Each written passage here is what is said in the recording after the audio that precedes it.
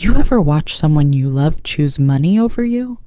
Not in some dramatic movie scene, but slowly, quietly, over years, until one day you realize you're standing alone on the other side of a canyon you never even saw them dig.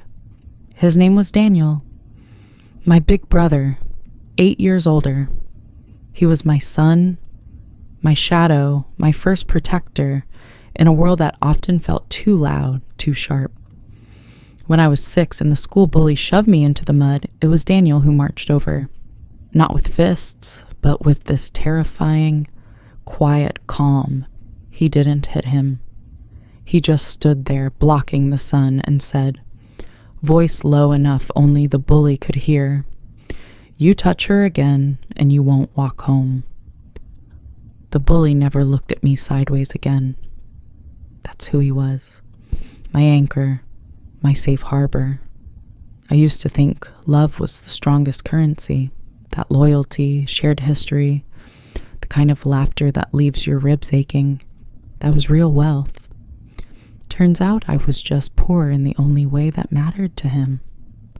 Remember those childhood Christmases? When the tree lights were magic and the smell of Mom's cinnamon rolls filled the whole house?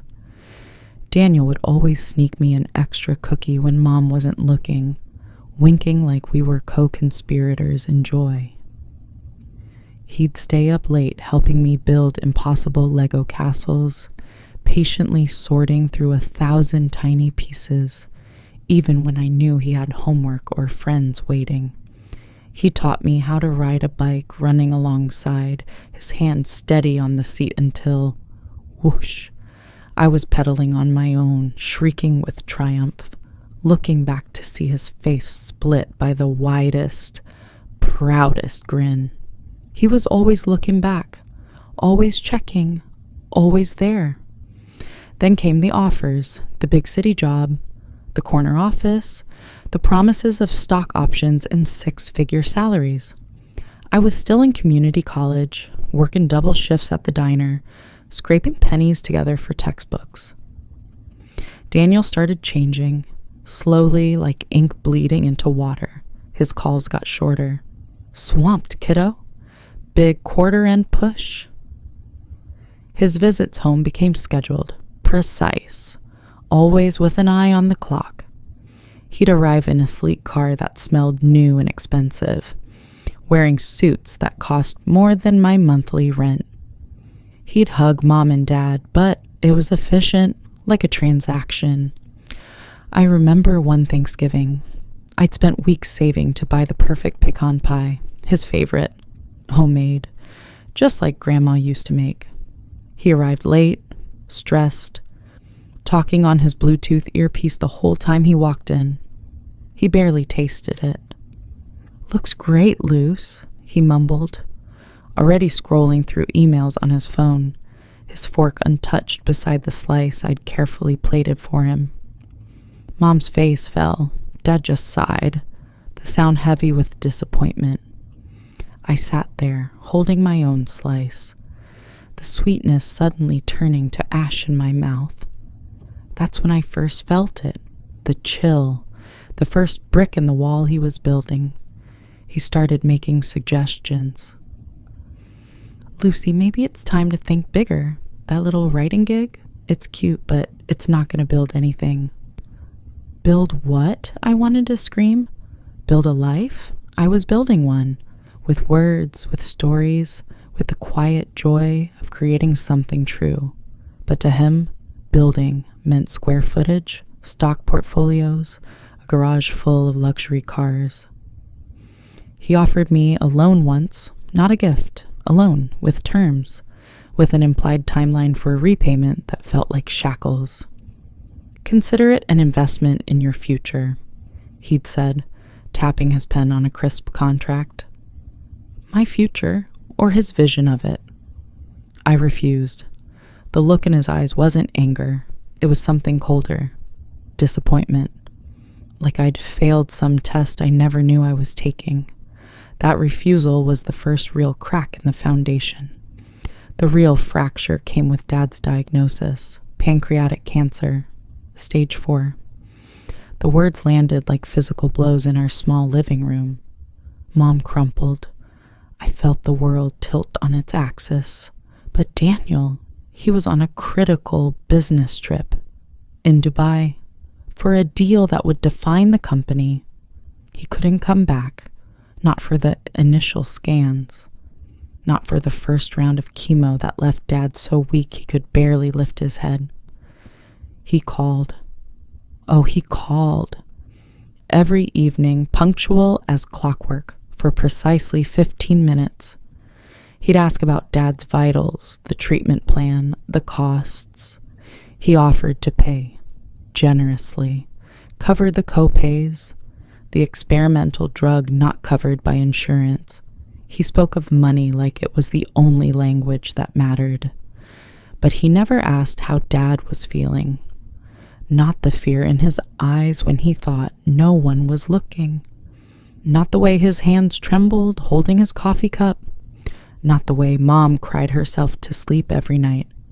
Her shoulders shaking with silent sobs I could hear through the thin walls of our old house. He sent checks. He didn't send himself. I became Dad's primary caregiver. Took a leave of absence from my barely paying job. Spent nights researching treatments, coordinating nurses, holding basins, wiping brows, reading aloud from his favorite dog-eared westerns, just to see a flicker of recognition in his sunken eyes. The exhaustion was bone deep. The grief was a constant, gnawing companion. And the loneliness, oh God, the loneliness when your only other sibling is choosing boardrooms over your dying father's bedside. It's a special kind of desolation. I called Daniel once, late one night. Dad had been particularly restless, in so much pain. The morphine wasn't touching it. I was desperate, exhausted, and my voice thick with tears I couldn't hold back. Daniel, please. I whispered into the phone. I can't do this alone. He keeps asking for you. Just come home. For a day, please. There was silence on the other end. Then his voice, crisp, professional, utterly devoid of the warmth I craved. Lucy, I understand this is difficult, but this deal, it's too big. My presence here is non-negotiable. I've already wired an additional 10 grand to Mom's account for palliative care specialists. Use it. Get the best help money can buy. That's what matters right now. Money can buy help, but it can't buy your brother sitting by your father's deathbed holding his hand. Dad died 3 weeks later. Daniel arrived the day before the funeral. He looked polished, composed. He gave Mom a stiff hug, handed her an envelope thick with cash for the arrangements, and spent most of the wake on his phone in the corner, murmuring about market volatility. At the graveside, as they lowered the casket, I looked at him, really looked, and saw a stranger in my brother's face, eyes dry, jaw set, mind already elsewhere, on spreadsheets, on margins, on the bottom line. I was standing there, my heart shattered into a million pieces, clutching Mom, who was weeping uncontrollably, and my own brother was mentally calculating his quarterly returns. That's when I understood. The money wasn't just important. It had replaced us. It had become his family, his source of security, his identity. And we were just liabilities, emotional drains on his precious resources. After the funeral, the silence between us grew into a vast, echoing chasm. I tried once. A year later, Mom's birthday, I called him. It's Mom's birthday, Daniel. She misses you terribly. We all do. Send her something nice for me. Charge it to my card. And Lucy, don't call during market hours unless it's urgent. Urgent? What constituted urgent to him? A stock dip? A missed bonus target? Not his mother's loneliness?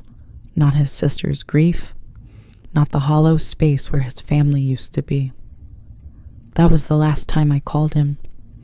The last time I tried to bridge the canyon he dug with his own hands, shovelful by shovelful of greed and misplaced priorities. So, is money more important than lifelong relationships? For Daniel, absolutely, without question. He traded the warmth of our shared history, the unshakable bond of blood and shared secrets and childhood laughter, for the cold gleam of a bank balance, the hollow validation of a title, the fleeting thrill of a successful deal.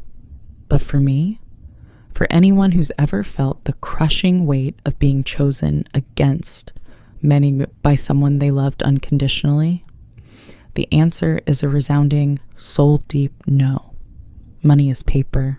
It's numbers on a screen. It rusts. It burns. It vanishes. It can't hold you when you're sobbing.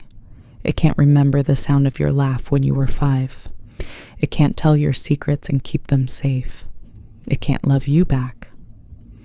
Lifelong relationships, they are the architecture of the human soul. They are the hands that pull you up when you fall. They are the voices that whisper, "You matter," in your darkest hours. They are the shared memories that become your personal mythology. They are the only thing you take with you when the money, all of it, is finally, irrevocably gone. And when you sacrifice that for gold, you don't just lose your family. You lose yourself.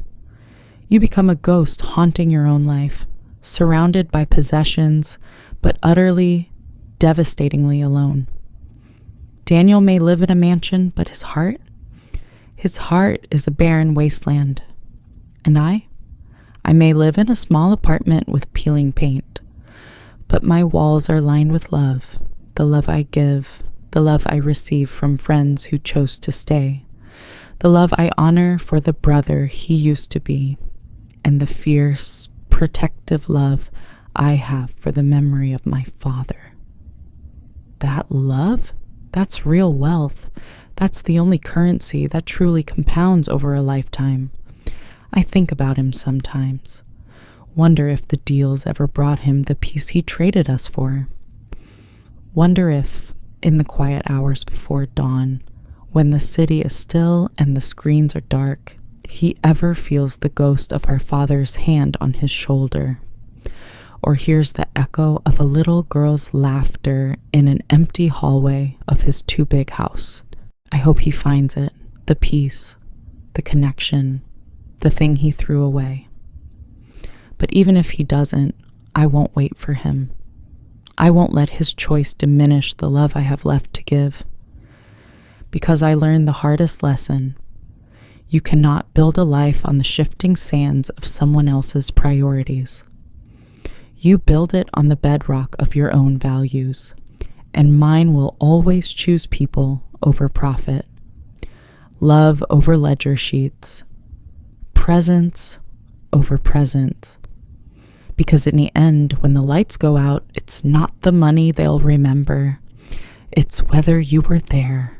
If this story stayed with you, if it reminded you of someone or something you've carried in silence, I'd be honored if you'd leave a word below.